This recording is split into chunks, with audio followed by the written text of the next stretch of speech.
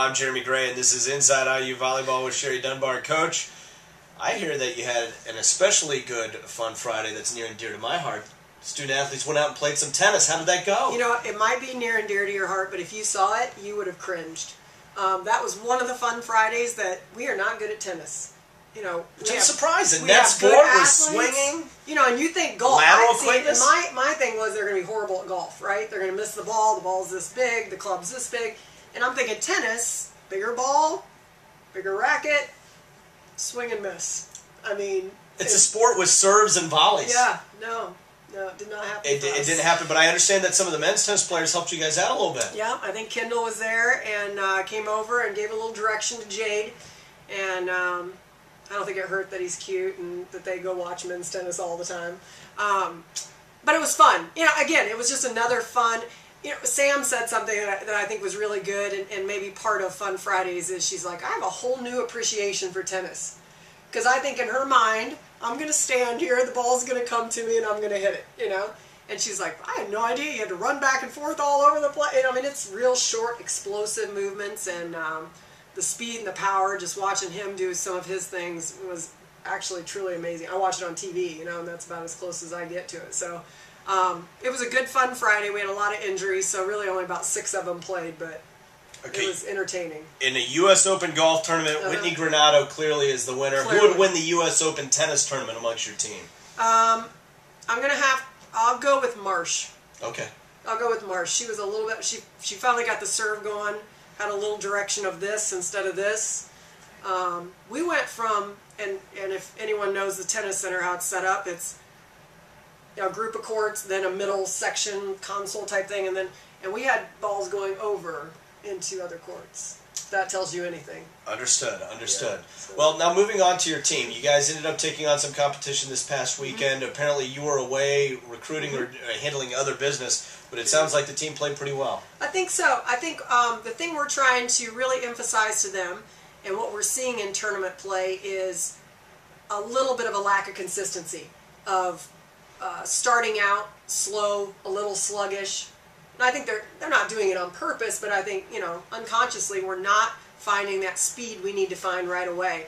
And then the middle section of the day gets a little better, it's competitive, and then we end on a really positive note, you know. And as we know, that translates back to practice, which happens a lot to us, is the first drill is okay, kind of builds up, and then the last drill everybody leaves happy because it was a really competitive drill and high energy and all this. So we've really tried to use it as a learning experience and talk about how that's going to move back into Big Ten play. And if we're going to be successful, you have to attack, keep the foot pedal on the accelerator until it's over.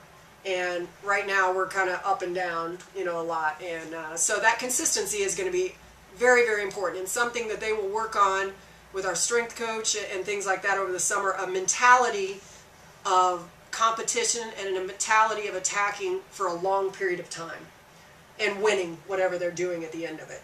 So I think if we can get that longitude a little bit longer throughout the summer, I think that'll help us a lot. Last year, a lot of discussion because of the departure of Ashley Benson due to graduation and the injury to Jordan Haverly about the ability of your team to put away balls. This year, different shoes to fill. Caitlin Cox has left for graduation. How's everything looking on the back row?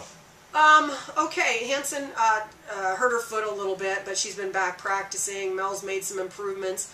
I think the best thing that is going to happen to us is true competition. We have 2 defensive specialists coming in, and I don't think there's any better motivation to be better as a player, and we all know that. And, you know, we had a great head coach's discussion with Tom Crean about his season and how the first few years, you know, kids knew they were going to play. And now this past year, there's this healthy competition, and there's nothing that pushes you harder than somebody right on your butt, you know, that's equal or better than you, trying to fight for a position. And I think that's really healthy in a program to have that, and we haven't had that enough. Because of injuries or graduation or whatever that is, we don't have the type of depth we need. This next year, you know, as long as we can stay healthy and all those type of things, we definitely have that, especially in certain positions, way more than we've ever had it. So I think that defensive players, you know, I have no idea who's going to be the libero. And I don't really care at this point. There's going to be 2 or 3 people playing in rotation, so it'll be really exciting to see who steps up into those type of shoes, because they're big shoes to fill, even though Caitlin was 5 foot tall. More competition this weekend. Should be an exciting time as you guys wrap up the spring.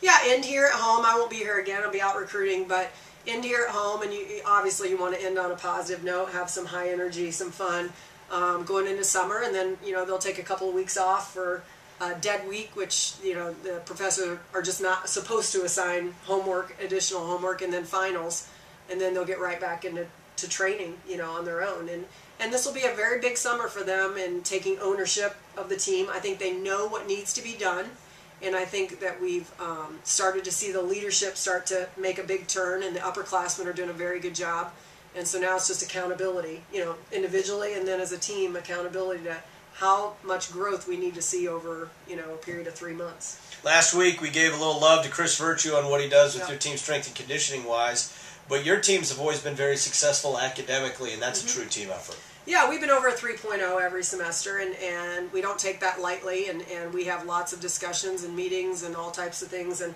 we have a great academic staff, as you know, and we just got a new academic advisor, Dan Woodside, who took over for Kelly Noonan, who kind of moved up the ladder, which is awesome for her. And Dan's really done a great job this semester of feeling his way. He's been at the university for years and was in athletics, I think, maybe 10 or 12 years ago. So this is nice for him to be back in it. I think he really enjoys the team aspect and getting to know the kids and not having such huge numbers as he maybe had in the school. And so I think this is very good for us, and I think our kids are committed to being student athletes, not just athletes, and I think they prove that every day. All right, that wraps up this week's show. We'll have a spring recap next week on Inside IU Volleyball with Sherry Dunbar.